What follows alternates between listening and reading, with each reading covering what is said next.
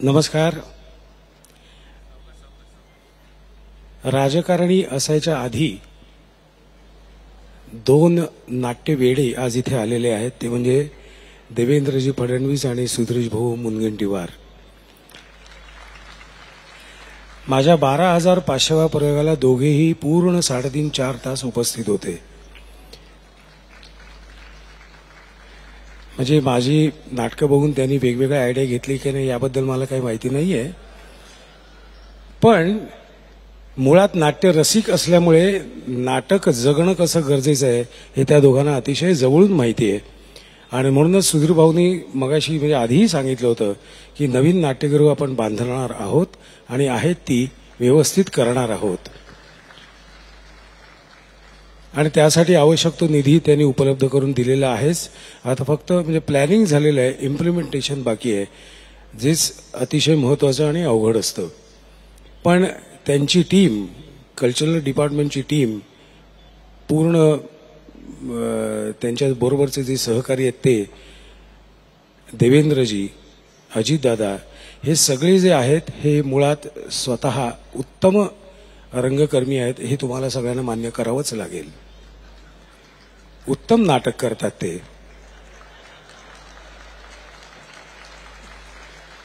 पण मुळात त्यांचं क्षेत्र कमी आहे, क्षेत्र जास्त आहे. आमचे 40 बाय 40 फुटाचं असतं, त्यांचं केवढं असतं. त्यामुळे त्यांना जास्त मेहनत घ्यावी लागते. पण मुळात रंगकर्मी असल्यामुळे आम्हाला जे हवं आहे ते आम्ही त्यांच्याकडे अधिकाराने मागू शकतो. प्रशासकीय बाबी पूर्ण करण्यासाठी ते जे हवे आहे ते कशा पद्धतीने मांडायचं त्याचंही मार्गदर्शन तेच आम्हाला करतात. आणि मला पूर्ण खात्री आहे की पुढच्या 5 ते 6 महिन्यात जे त्यांनी सांगितलेलं आहे, जे प्लॅनिंग केलेलं आहे त्याचं एक्झिक्युशनला सुरुवात होईल याची मला पूर्ण खात्री आहे. मी काल आणि परवा म्हटल्याप्रमाणे देवेंद्रजी आणि सुधीर भाऊ, तुम्ही आणि तुमच्या शासनाने आम्हाला जे काही पैसे दिलेले आहेत ते पैसे योग्य पद्धतीने वापरण्याची आम्ही सर्व 60 जण तुम्हाला हमी देतो. एवढं तुम्ही नोंद करून ठेवा तुमच्याकडे. काल माननीय एकनाथजी शिंदे मुख्यमंत्री इथे आले असताना मी पिंपरी चिंचवडच्या नाट्यगृहाबद्दल एक तक्रार केली होती. आयुक्तांचे मी खूप मनापासून आभार मानतो की त्यांनी विदिन नेक्स्ट 2 आवर्स ही भाडेवाढ तात्काळ कमी केली. त्याबद्दल मी तुमचे सर्व रंगकर्मींतर्फे, सर्व निर्मात्यांतर्फे आणि पिंपरी चिंचवडमधील सर्व रंगीतर्फे मी तुमचे खूप मनापासून आभार मानतो. नाईलाज होता म्हणून काल स्टेजवर बोललो, पण तुम्ही फारच मनावर घेऊन रपाक्कन 2 तासात GRच काढला. मुळात मला एवढंच सांगावंसं वाटतं. आज मला 1-2 गोष्टी थोडक्यात सांगायच्या वाटतात. त्या अशा की शासनातर्फे प्रत्येक थिएटरला, प्रत्येक नाट्यगृहाला एक व्यवस्थापक नेमला जातो आणि त्या व्यवस्थापकाचं काम काय आहे हे त्यांना बरेच वेळा माहीत नसतं. कारण वेगवेगळ्या डिपार्टमेंटमधून आलेले असतात, काहीतरी टोलवरून आलेले असतात किंवा पाणी पुरवठ्यामधून आलेले असतात. मुळात आमचं काम काय इथे हेच त्यांना माहीत नसतं. त्यामुळे बराचसा गोंधळ त्याच्यामुळे होतो. तर मी सुधीर भाऊंना खूप मनापासून विनंती करतो की जिथे जिथे आज नाट्यगृह आहेत तिथे तिथे आमचे नाट्य कलाकार आहेत आणि जिथे नाट्य कलाकार आहेत ते त्यांच्यामध्ये काही जण ज्येष्ठ आहेत जे नाटकात काम करू शकत नाहीत. अशा सर्व ज्येष्ठांना तुम्ही डेप्युटी व्यवस्थापक म्हणून जागा द्यावी, उपव्यवस्थापक. त्यामुळे जे व्यवस्थापक आहेत ज्यांना जे माहीत नाहीये ते आमच्या उपमहाव्यवस्थापकांना आणि रंगकर्मींना माहिती आहे.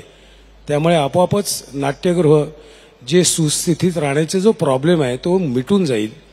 मॅनेजमेंट, थिएटर मॅनेजमेंट हा विषय संपून जाईल. कारण जो काम करणारा आहे उपव्यवस्थापक तो आमचाच आहे, रंगकर्मीच आहे. नाट्यगृह राखायचं कसं हे त्याला माहिती आहे. त्या गोष्टीचा तो आपण डेफिनेटली विचार कराल असं वाटतंय. कारण त्यामुळे शासनावरचा जो भार आहे तो कमी होईल. तुम्ही जे पैसे गुंतवत आहे त्याचं मोल अनेक वर्ष राहील पुढे. आज साधारणपणे 3 वर्ष झाली की नाट्यगृह ढासळायला सुरू होतं. तर ते होऊ नये म्हणून नाट्यगृह जेव्हा बांधणी असते, होतंय काय की हॉटेल बांधणाऱ्या आर्किटेक्टला जर थिएटर बांधायला सांगितलं तर त्याची दृष्टीच वेगळी आहे ना. त्यामुळे नाट्यगृह बांधताना त्या समितीत एखादा रंगकर्मी घ्यावा अशी माझी तुम्हाला नम्र विनंती आहे.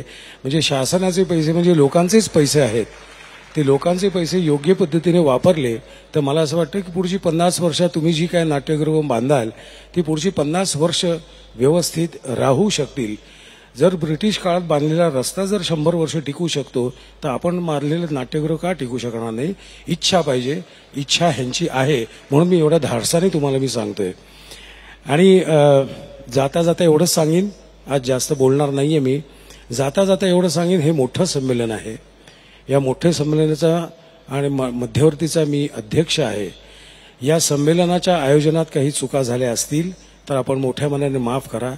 दिलगिरी मी अध्यक्ष म्हणून ही जबाबदारी घेण्याची माझी जबाबदारी आहे. त्यामुळे जर काही चुका झाल्या असतील त्या मोठ्या मनाने माफ करा.